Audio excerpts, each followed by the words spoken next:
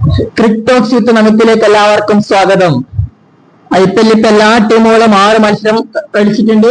SRH കൊൽക്കത്തയും 7 മത്സരം കളിച്ചിട്ടുണ്ട്. അപ്പൊ നമുക്ക് പവർ റാങ്കിങ് റൗണ്ട് 6 എടുക്കാം. നമ്മൾ ഓരോ റൗണ്ട് ചെയ്യുമ്പോഴും പവർ റാങ്കിങ് ചെയ്യാറുണ്ട്. പവർ റാങ്ക് ഉദ്ദേശിക്കുന്നത് ഏറ്റവും കൂടുതൽ കിരീട സാധ്യത ആർക്ക് എന്നുള്ളതാണ്. അല്ലാണ്ട് പോയിന്റ് ടേബിൾ പോലെ ആയിരിക്കില്ല പവർ റാങ്കിങ് ഉണ്ടാവുക. നമുക്ക് ഒന്ന് പോയിന്റ് ടേബിളിലെ കാര്യം നോക്കാം. പോയിന്റ് ടേബിളിൽ 10ാം സ്ഥാനത്ത് കൊൽക്കത്ത നൈറ്റ് റൈഡേഴ്സ് ആണ്. 7 കളിയിൽ 1 വിജയം 5 പരാജയവുമായി 3 പോയിന്റോടുകൂടി കൊൽക്കത്ത 10ാമത് നിൽക്കുമ്പോൾ 9ാം സ്ഥാനത്ത് ലക്നൌ സൂപ്പർ ജയൻസ് 6 കളികളിൽ 2 വിജയം 4 തോൽവി, അങ്ങനെ 4 പോയിന്റ്. ചെന്നൈ സൂപ്പർ കിങ്സ് 8ാമത്, അവർക്കും 6 കളിയിൽ 2 വിജയം 4 തോൽവി 4 പോയിന്റും. മുംബൈ 7ാമത്, അവർക്കും 6 കളിയിൽ 2 വിജയം 4 തോൽവി 4 പോയിന്റോടെ 7ാം സ്ഥാനത്ത്. അങ്ങനെ 7, 8, 9 4 പോയിന്റ് കൂടി ഇവർ 3 പേര് നിൽക്കുമ്പോൾ 6ാം സ്ഥാനത്തിലെ ഗുജറാത്ത് ടൈറ്റൻസ് ആണ്. 6 കളിയിൽ 3 വിജയവും 3 പരാജയവുമായി 6ാം സ്ഥാനത്ത് 6 പോയിന്റ് ഗുജറാത്തും. 6 കളിയിൽ 3 വിജയം 3 പരാജയം 6 പോയിന്റുമായി 5ാം സ്ഥാനത്ത് ഡൽഹി നിൽക്കുമ്പോൾ 6 കളിയിൽ 4 വിജയവും 2 പരാജയവുമായി 8 പോയിന്റോടെ രാജസ്ഥാൻ 4ാമതും. 7 കളികളിൽ 4 പോയിന്റും 4 വിജയവും 3 തോൽവിയുമായി 8 പോയിന്റോടുകൂടി SRH 3ാമത് നിൽക്കുമ്പോൾ 2ാം സ്ഥാനത്ത് റോയൽ ചലഞ്ചേഴ്സ് ബംഗളൂരു 6 കളികൾ 4 വിജയം 2 തോൽവി 8 പോയിന്റോടെ ബാംഗ്ലൂർ 2ാമതും. 1ാം സ്ഥാനത്ത് PDKS കളിച്ച എല്ലാ മത്സരത്തിലും വിജയം. 1 കളി ശരിയാണ്, മഴ പെയ്തിട്ട് 1 പോയിന്റ് കിട്ടാൻ 6 കളിയിൽ 5 വിജയവും 1 സമനിലയുമായി 11 പോയിന്റോടെ PDKS 1ാമത്. ഇനി നമുക്ക് കൃത്യമായിട്ടൊന്ന് പവർ റാങ്കിങ്ങിലേക്കൊക്കെ വരാം. പവർ റാങ്ക് ഒന്നും കൂടി പറയട്ടെ. പവർ റാങ്ക് എന്ന് പറഞ്ഞാൽ കൂടുതൽ കിരീട സാധ്യതയാണ്. ഇപ്പോഴത്തെ അവസ്ഥയിൽ 10ാം സ്ഥാനത്ത് നമ്മൾ കൊൽക്കത്ത നൈറ്റ് റൈഡേഴ്സിനെ തന്നെ കൊടുക്കുന്നു. ശരിയാണ്, KKR ഇപ്പൊ കഴിഞ്ഞ കളി വിജയിച്ചിട്ടുണ്ട് ലക്നൌവിനെതിരെ.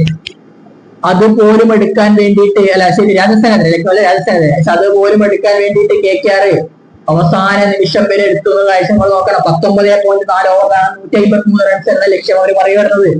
അതും റിങ്കു സിംഗിന്റെ ക്യാച്ച് വിട്ടില്ലായിരുന്നെങ്കിൽ ഒരുപക്ഷെ KKR വീണ്ടും തോറ്റേനെ. റിങ്കുവിന്റെ ക്യാച്ച് ഇട്ട് വിടുമ്പോൾ ആണ് KKRന് ഇതായത്. ഇല്ലേ KKR ആ കളിയും തോൽക്കാനുള്ള ചാൻസ് കൂടുതലായിരുന്നു. KKR ശരിപ്പോ അജിങ്ക്യ രഹാനെയൊക്കെ ഫോം ഔട്ടിന്റെ മാരക വർഷനാണ് അദ്ദേഹം ഉള്ളത്. പിന്നെ ടീം സൈക്കോട്ടൊന്നും മികച്ച രീതിയിൽ കളിക്കുന്നില്ല. ടീം സൈക്കോട്ടൊക്കെ കഴിഞ്ഞ ഗോൾഡൻ ഡക്കാണ്. പിന്നെ ഇപ്പോ അനുഗ്രഹിച്ച് രഘുവംശി മികച്ച ഫോമിലല്ല. രമൺദീപ് സിംഗ് കളിക്കും കൂടി നേരത്തെ പ്രൊമോട്ട് ചെയ്യണം. പിന്നെ ക്യാമറോൺ ഗ്രീനൊക്കെ ശരിയാണോ, ഈ കളിച്ച് 7 മത്സരത്തിൽ ആ 1 മത്സരം മാത്രമേ നല്ല വൃത്തി കളിച്ചിട്ടുള്ളൂ. 25 കോടിക്കെടുത്ത പ്ലെയർ ആണെന്ന കാര്യം ഓർക്കണം. ഒരുപാട് പ്രശ്നങ്ങളുണ്ട്. ബൗളിംഗിൽ ഇപ്പൊ സുനിൽ നാരായണ ആരാണ് അവർക്ക് മികച്ച രീതിയിൽ എറിയുന്നത്? ഒരുപാട് പ്രശ്നങ്ങളും കൺസേൺസ് ഒക്കെ ഉള്ള ടീമാണ് KKR. ഇപ്പൊ മദീഷ 16 വരാനുണ്ട്. ശരിയായിട്ട് രജീന്ദ്രൻ പുറത്തുണ്ട്. പക്ഷേ ഇതിപ്പോ അങ്ങനെ അവരുടെ പ്രധാന പ്രശ്നം ഓവർസീസ് ഷോട്ട്. ഇപ്പൊ ടൈംസ് ആയിപ്പോട്ട് പിന്നലെ രജീന്ദ്രൻ, Cameron Green, Rovman Powell, Sunil Narayanan, Matheesha 16 Blessing Mishra ഇതെല്ലാമാണോ അവരുടെ ഓവർസീസ് ഷോട്ട്? ഇതിലിപ്പോ ആരാണ് നടക്കുന്ന കൺഫ്യൂഷൻ അവർക്ക് ഉണ്ട്. അങ്ങനെ ഒരുപാട് പ്രശ്നങ്ങൾ അവർക്ക് ഉണ്ട്. അപ്പൊ KKRന് ഇപ്പൊ തിരിച്ചു വരാനുള്ള സാധ്യത വളരെ കുറവാണ്. നമ്മൾ 10ാം സ്ഥാനത്താണ് KKRനെ കൊടുക്കുന്നത്. 9ാം സ്ഥാനത്ത് നമ്മൾ കൊടുക്കുന്ന ടീം ലക്നൌ സൂപ്പർ ജയൻസ് ആണ്. LST 9. LST ഇപ്പൊ കളിച്ച 6 കളികളിൽ 4 കളി പരാജയപ്പെട്ടു, 2 കളി വിജയിച്ചു. LST കഴിഞ്ഞ കളിയൊക്കെ പരാജയപ്പെടുന്ന കാഴ്ച കണ്ടില്ലേ? എന്താണ് അവർ ചെയ്യുന്നത്? അവര് ഇന്നലെ അവര് ബോൾ കൊണ്ട് അമ്പയെ പരാജയപ്പെടുന്ന കാഴ്ച നമ്മൾ കണ്ടു PDKSനെതിരെ.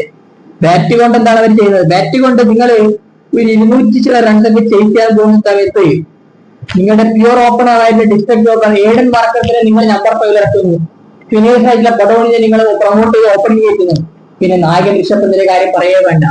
അദ്ദേഹം ഇപ്പൊ എന്താണ് കളിക്കുന്നത്? കഴിഞ്ഞ കളി ഇപ്പൊ 40 റൺസ് ഒക്കെ എടുത്തു. 25 പന്തിൽ 40 റൺസാണ് പന്തെടുത്തത്. പിന്നെ നിക്കോളാസ് പൂറിന്റെ കാര്യം അതിനെ കുറിച്ച് പറയാതിരിക്കുന്നതാണ് നല്ലത്. എല്ലാ കളികളിലും ഫോം ഔട്ടാണ് നിക്കോളാസ് പൂരൻ. നിക്കി ഒന്നും പഴയ നിലയിൽ പോലും ഇല്ല. ഇപ്പൊ നിക്കോളാസ് പൂറിനെ പുറത്തിരുത്തിയാൽ ആര്യവർ ഇറക്കും. ഇപ്പൊ ശരിയാണ്, ജോഷ് ഇംഗ്ലീഷ് വരും. പക്ഷെ അദ്ദേഹം വരുമ്പോഴത്തേക്കും മെയ് 4 റിപ്പോർട്ട്. അപ്പത്തേക്ക് LST 2-3 മത്സരം കൊണ്ട് കഴിഞ്ഞു പോകും. അപ്പോഴത്തേക്ക് LST 50 മത്സരത്തിലേക്കൊക്കെ പോകാനുള്ള ചാൻസുകൾ കൂടുതലാണ്. അപ്പൊ അവർക്ക് ഒരുപാട് പ്രശ്നങ്ങളുണ്ട്. ബൗളിങ്ങിലും പ്രശ്നങ്ങളുണ്ട്. ബൗളിങ്ങിൽ ഇപ്പൊ പ്രിൻസ് യാദവ് അല്ലാണ്ട് വേറെ ആരാണ് യഥാർത്ഥത്തിൽ മികച്ച? ഷമിയൊക്കെ ആദ്യം തുടക്കത്തിൽ കളിച്ചു, പക്ഷെ കഴിഞ്ഞ 2 കളിലും ഫോം ഔട്ട് ആവുന്ന കാഴ്ച കണ്ടില്ല. അങ്ങനെ ഒരുപാട് പ്രശ്നങ്ങളുണ്ട്. അപ്പൊ LST ഇത്തവണ കൂടുതൽ സാധ്യതയൊന്നും LSTക്കും ഇല്ല. 9ാം സ്ഥാനത്ത് LST ഉള്ളത്. 8ാം സ്ഥാനത്ത് നമ്മൾ പവർ റാങ്കിങ്ങിലെ ടീം ആരാണ് അറിയോ?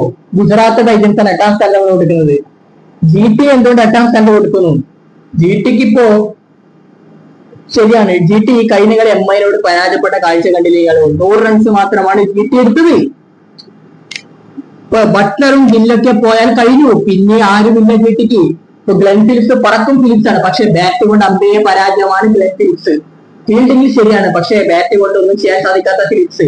സുദർശനൊന്നും പഴയ ഫോമിലില്ല, രാഹുൽ ചവാട്ടയും സുന്ദറിനൊന്നും ആ പഴയ മികവിലേക്ക് വരാൻ പറ്റുന്നില്ല. ബട്ട്ലറും ഗില്ലും കഴിഞ്ഞാൽ കഴിഞ്ഞു. പിന്നെ ബൗളിങ്ങിന്റെ കാര്യത്തിൽ റാഷിദ് ഖാൻ അല്പം എക്സ്പെൻസീവ് ആവുന്നത്. ഇപ്പോൾ കഗീസർ അബാഡൊക്കെ വിക്കറ്റ് ഉണ്ട്, പക്ഷെ റൺസ് വിട്ടുകൊടുക്കുന്നത് ആകെ ഒരു സിറാജ് മാത്രമാണ് കൃത്യമായിട്ട് അറിയുന്നത്. പ്രസിദ്ധ് കൃഷ്ണയൊക്കെ എത്ര റൺസാണ് വിട്ടുകൊടുക്കുന്നത്? അശോക് ശർമ്മയ്ക്ക് റൺസ് ഒരുപാട് വിട്ടുകൊടുക്കുന്നില്ലേ? ഇനിയിപ്പോ ജേസൺ ഹോൾഡറൊക്കെ വരാനുണ്ട്.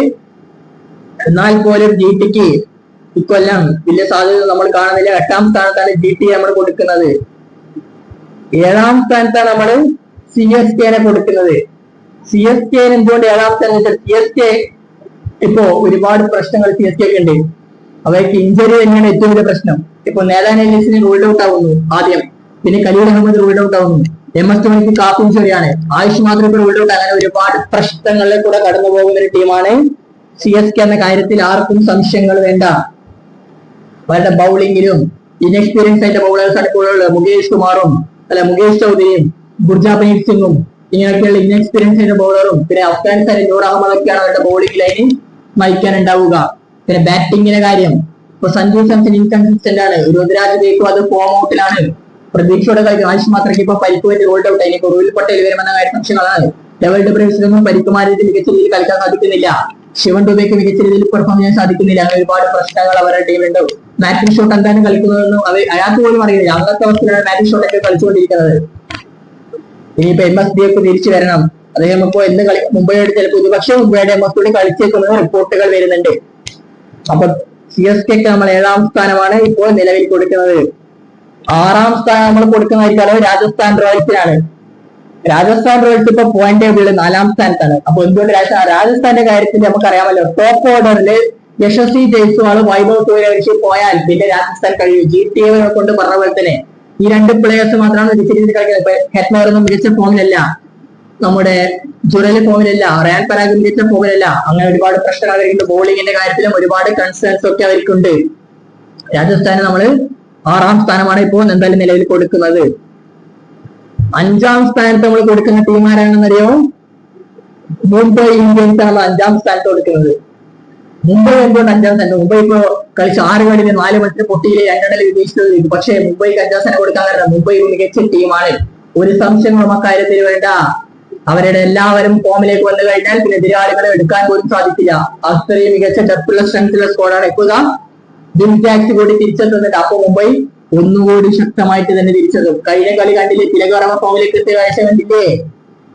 ഇപ്പൊ ഓൾറെഡി ഇഡിക്കൊക്കെ ഫോമിലാണ്. ഹിറ്റ്മാൻ തിരിച്ചു വന്നാൽ കൂടുതൽ ശക്തമാവും. പിന്നെ സൂര്യകുമാറും ഹാർദിക് പാണ്ഡ്യയും ഒക്കെ ഫോമിലേക്ക് വരേണ്ട ആവശ്യം അവർക്ക് പ്രശ്നം അത് തന്നെയാണ്.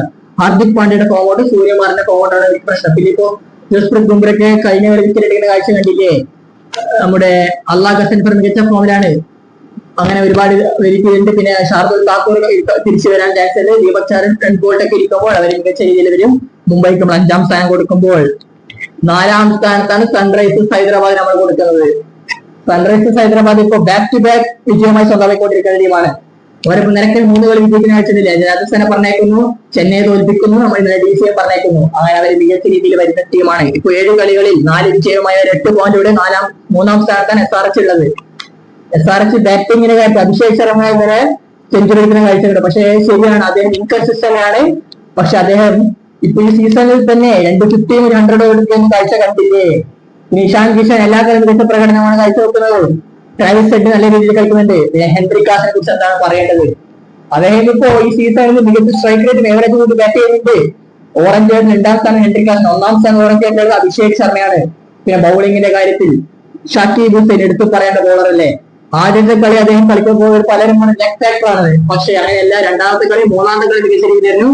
ഇപ്പോൾ ഇതാ അദ്ദേഹം ഈ സീസണിൽ 72 ബോളുകൾ അദ്ദേഹം ബോൾ ചെയ്തിട്ട് 82 കൺസീഡ് 6. അദ്ദേഹം ഇതുവരെ 6 പോലും കൺസീഡ് ചെയ്ത ബോളറായിട്ട് ഷാക്കിബ് ഹുസൈൻ മാറിയിട്ടുണ്ട്. ഇന്നലെയും മികച്ച രീതിയിൽ സ്പെൽ ചെയ്തു. 243 കിട്ടിയിട്ടുണ്ട്. ഡൽഹിയെ യഥാർത്ഥത്തിൽ 29 റൺസിനാണ് വിക്കറ്റ് എടുക്കുന്ന KL രാഹുൽ വിക്കറ്റ്. പിന്നെ ഇഷാൻ മല്ലിംഗയുടെ കാര്യം എടുത്തു പറഞ്ഞാൽ അദ്ദേഹം അണ്ടർ റേറ്റഡ് ബോളറാണ്. ഈ സീസൺ എല്ലാ കളിയും മികച്ച സ്പെല്ലാണ് ഇഷാൻ മല്ലിംഗ പുറത്തെടുത്തത്.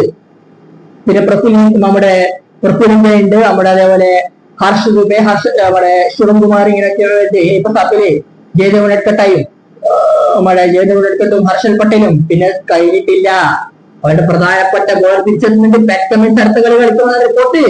അങ്ങനെയാണെങ്കിൽ SRH കൂടുതൽ ശക്തമാവും. ഡൊണാൾഡ് കോച്ചിയുണ്ട്. SRH പോയി സീസണിലെ 2 കളിപ്പിച്ചാണ് എല്ലാവരും ഭയക്കാറും SRH എന്ന കാര്യം സംശയങ്ങൾ വേണ്ട. 4ാം സ്ഥാനത്ത് SRH. 3ാം സ്ഥാനത്ത് നമ്മൾ കൊടുക്കുന്ന ടീം ആരാരോ ഡൽഹി ക്യാപിറ്റൽസ് ആണ് 3ാം സ്ഥാനത്ത് നമ്മൾ കൊടുക്കുന്നത്.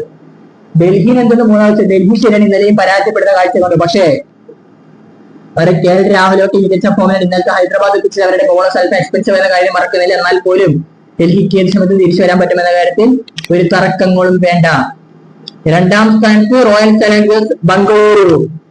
ബംഗളൂരു എന്താണ് പറയേണ്ടതെന്ന് അറിയില്ല. എല്ലാ കളിയും മികച്ച പ്രകടനമാണ് കാഴ്ചവെക്കുന്നത്. ഞാനിപ്പോ ഡൽഹിയോട് പൊട്ടിയിട്ടുണ്ട് ശരിയാണ്. പക്ഷെ എന്നാൽ പോലും അവർ കളിച്ച 6 മത്സരത്തിൽ 4 വിജയവും 2 പരാജയവുമാണ് ഏറ്റുവാങ്ങിയത്. 8 പോയിന്റ് 2ാം സ്ഥാനത്തെത്തുമ്പോൾ ബാംഗ്ലൂരിന് ഒരുപാട് പ്രതീക്ഷയാണ്. അവരുടെ വിരാട് കോഹ്ലിയും സാൾട്ടമൊക്കെ മികച്ച ഫോണാണ്. DDP മികച്ച ഫോണാണ്. പട്ടുകാരന്റെ കാര്യം പറയേണ്ടതില്ലല്ലോ. ടിം ഡേവിഡ് മികച്ച ഫോണാണ്. ഇനിയിപ്പോ ഒരു പക്ഷേ അടുത്ത മത്സരത്തിൽ ജേക്കബ് പട്ടേൽ ഇറക്കുമെന്നാണ് പറയപ്പെടുന്നത്. അങ്ങനെയാണ് റൊമാരിയോ ഷെപ്പേർഡ് പുറത്തേക്കാൻ ചാൻസ് ഉണ്ട്. അങ്ങനെയൊക്കെ ഒരുപാട് അവർക്ക് മികച്ച രീതിയിൽ തന്നെ അവരുടെ ടീം മുന്നോട്ട് പോയിക്കൊണ്ടിരിക്കുന്നുണ്ട്. ഇനി വേണ്ടിക്ക് ജിതേഷ് ശർമ്മക്ക് പകരം വെങ്കടേഷ് ശർമ്മ കളിപ്പിച്ചാൽ നിർത്തുമല്ലോ. അതുകൊണ്ട് ഒരു പ്രശ്നവും അവരുടെ ടീമിലില്ല. ബൗളിങ്ങിന്റെ കാര്യത്തിൽ ഭൂരിയൊക്കെ മികച്ച പ്രകടനമാണ് കാഴ്ചവെക്കുന്നത്. 1ാം സ്ഥാനത്ത് ചോദ്യമില്ലല്ലോ. പഞ്ചാബ് കിങ്സ് ആണ് 1ാം സ്ഥാനത്ത്. പഞ്ചാബിനെ കുറിച്ച് എന്താണ് പറയേണ്ടതെന്ന് അറിയില്ല. അവരെല്ലാ ടീമുകൾക്കും പണി കൊടുത്തുകൊണ്ടിരിക്കുകയാണ്. PVKs മികച്ച രീതിയിലാണ് PVKs ഇപ്പൊ കളിച്ചുകൊണ്ടിരിക്കുന്നത്. 200+ ചേസ് ഇപ്പൊ PVKs പോലെ ചേസ് ചെയ്യാൻ പറ്റുന്ന വേറെ ടീം ഇപ്പൊ ഇവിടെ ഇല്ല. ഫസ്റ്റ് ബാറ്റിൽ 200+ ചേസിംഗിൽ 200+ എടുക്കുന്നു. അയ്യറിന്റെ ലീഡർഷിപ്പിൽ അവര് മികച്ച രീതിയിലാണ് മുന്നോട്ട് കൊണ്ടുപോയിരിക്കുന്നത്. അദ്ദേഹത്തിന്റെ ഗെയിം അവയർനെസ് എടുത്ത് പറയണം. ശ്രേയസ് അയ്യരുടെ കൃത്യമായ ഘട്ടത്തിൽ ടീമിനെ മുന്നിൽ നിന്ന് നയിക്കുന്നു ശ്രേയസ് അയ്യർ. പ്രിയാൻഷ് അയ്യർ സൂപ്പർ കണോളി മികച്ച പ്രകടനം. പിന്നെ പൃഥ്വിരാജ് സിംഗ് മികച്ച പ്രകടനം. നെഹാൽ വധേരയും ശശാങ്കൊക്കെ മികച്ച പ്രകടനമാണ് കാഴ്ചവെക്കുന്നത്. ബോളിംഗിലും ഒട്ടും മോശമല്ല. ഹർഷദീപ് സിംഗും ഷാലിയർ ബാട്ട്ലറ്റും യശ്വേന്ദ്ര ചഹലൊക്കെ മികച്ച സ്പെല്ലാണ് ഇപ്പോൾ ചെയ്തുകൊണ്ടിരിക്കുന്നത്. അപ്പൊ PVKs നമ്മൾ 1ാം സ്ഥാനത്തിരുന്നത്. നമ്മൾ പെട്ടെന്ന് പറഞ്ഞു പോവുകയാണെങ്കിൽ 10ാം സ്ഥാനത്ത് KKR, 9ാം സ്ഥാനത്ത് LSG, 8ാം സ്ഥാനത്ത് GT, 7ാം സ്ഥാനത്ത് CSK, 6ാം സ്ഥാനത്ത് രാജസ്ഥാൻ, 5ാം സ്ഥാനത്ത് MI, 4ാം സ്ഥാനത്ത് സൺറൈസേഴ്സ്, 3ാം സ്ഥാനത്ത് DC, 2ാം സ്ഥാനത്ത് RCB, 1ാം സ്ഥാനത്ത് PVKs. ഇതാണ് നമ്മുടെ ഒരു അഭിപ്രായം. നിങ്ങൾക്ക് വ്യത്യസ്തമായ അഭിപ്രായം ഉണ്ടാവും. കൂടുതൽ വീഡിയോസ് നമ്മൾ വീണ്ടും എത്താം.